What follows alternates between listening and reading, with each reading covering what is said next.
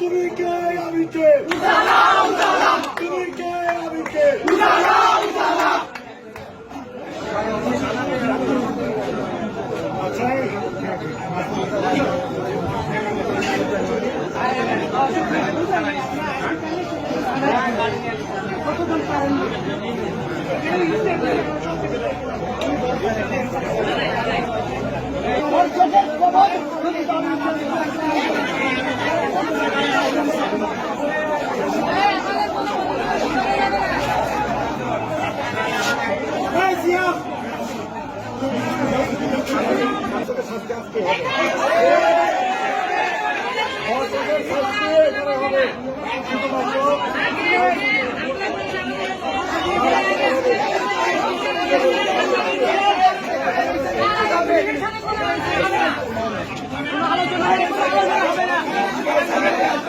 আপনারা একটু থামেন স্যার, একটু কথা বলবেন। আপনারা একটু থামেন, একটু শোনেন স্যার কি বলে শোনেন।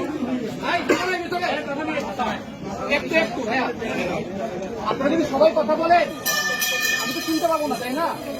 আপনারা একটু শান্ত হন, আমরা তো আসছি না, আমরা সবকিছু শুনবো। আপনারা একটু ধৈর্য ধরেন, উত্তেজিত হয়েন না, উত্তেজিত হয়ে তো কিছু আসলে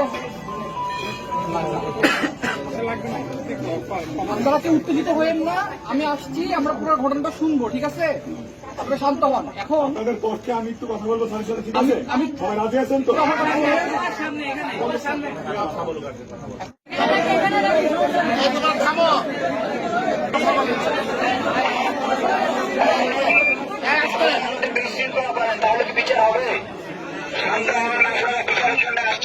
পুলিশ আমাদের উপর যে হামলা করেছে তার আগে ভিতরের কথা বলবে, তারপরে আপনি তার না আপনি ভিতর থেকে আসেন। আপনি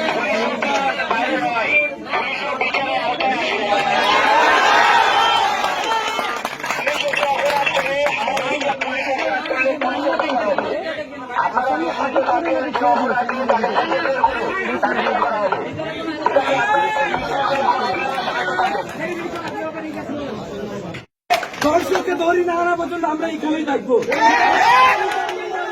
দুইটা দিন যাবে, আমি বাদী হয়ে মামলা দেবো, মামলার কাজ চলতে বাদী হয়ে আমি মামলা দিচ্ছি। শান্তি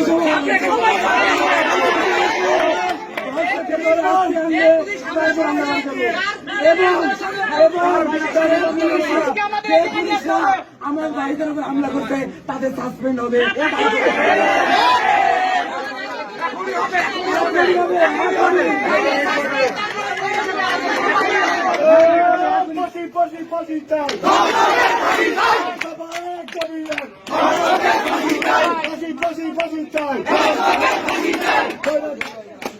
দর্শকের কালো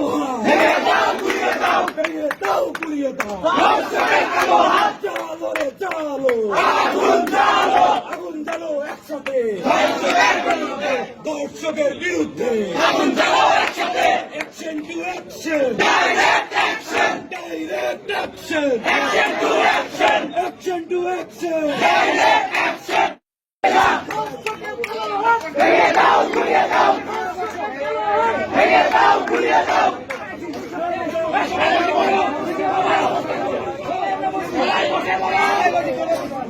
তুমি কে আমি কে, তুমি কে আমি কে,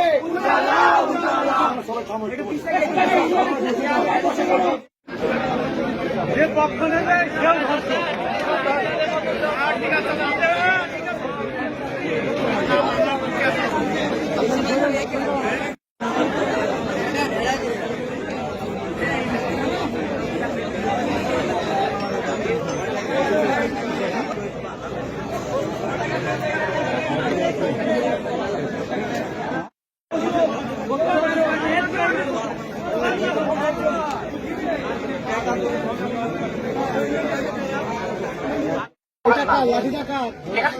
ভাইয়া প্লিজ একটু থামেন। আচ্ছা সবাই একটু শুনেন, আমার মনে হয় এটা সবার জন্যই ভালো হবে। আচ্ছা এখানে আপনারা সবাই এসছেন, কারণ তো আসলে ভিন্ন কোনো দাবি নাই, তাই না? সবারই একটাই দাবি বা যে ঘটনাটা ঘটেছে আপনারা সবাই জানেন। আমরা এখানে চলে আসছি, আমাদের উপর একটু ভরসা রাখেন। আমরা যেহেতু আসছি, আমরা সিচুয়েশনটা অবশ্যই দেখব। যে ভিডিওটা আসছে, অলরেডি ভিডিওটা হচ্ছে আমাদের এখানে এসপি যে দুজন আছেন তাদের কাছে এসছে। এটা আমিও দেখি নাই এখনো পর্যন্ত, এটা দেখবো। পুরো ঘটনাটা আমি শুনেছি, বাট এখনো পর্যন্ত ঘটনার বিস্তারিতটা আমি জানি না। ভিকটিমকে বারবার মারধর করছে এবং এরপরে কি হয়েছে, এই অভিযোগটা নিয়েই আজকে কিন্তু আসা হয়েছে। এর বিরুদ্ধে আইনানুগ ব্যবস্থা নেওয়া যায় আমরা জানি। জামিনে থাকছে, ওইটা একটা ক্রিমিনাল অফেন্স। জামিনে থাকার পর ভিকটিমকে সে কিন্তু এখন বিভিন্ন ভাবে মারধর থেকে শুরু করে হুমকি দামকি ভিডিও নিয়ে এখনো ওইটা নিয়েই আজকে আসা মূলত।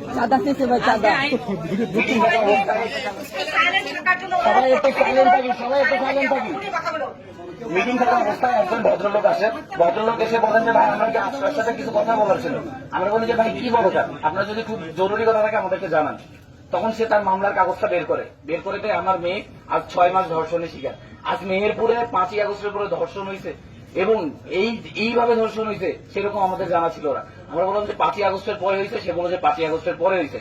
আমি বললাম যে আপনার মামলা কি থানায় করছেন? সে জানায় যে হ্যাঁ সে মামলা করছে এবং মামলার আসামি জামিনে বাইরে আছে। আমি বললাম মামলার আসামি জামিনে বাইরে আছে, আপনি আমাকে পুরো ঘটনা বলেন।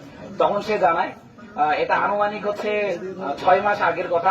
6 মাস আগে তার মেয়ে, সে হচ্ছে মানসিক প্রতিবন্ধী এবং তাকে চকলেটের প্রলোভন দেখিয়ে 9 বছরের একটা শিশু বাচ্চা তাকে নিয়ে যেয়ে একজন ধর্ষণ করে, বায়েজিদ নাম, এবং তার বন্ধু উপর থেকে ভিডিও করে, সেটাকে ভিডিও ধারণ করে সেই ভিডিওটা তার পরিবারকে পাঠায় 1 লক্ষ টাকা চাঁদা দাবি করে এবং তার পরিবার আশ্রয়ণ প্রকল্পে থাকে। তার পরিবারে এই দেওয়ার সামর্থ্য নেই। তার পরিবার অনেক কষ্ট করে 50,000 টাকা দেয়, বাকি 50,000 দিতে পারে না। তখন তার পরিবারকে মারধর করে এবং ওই যে 50,000 টাকা দিতে পারে নাই, এই জন্য তাদের ভিডিওটা সোশ্যাল মিডিয়ায় তারা আপলোড করে দেয় এবং এই সোশ্যাল মিডিয়ায় আপলোড করার পর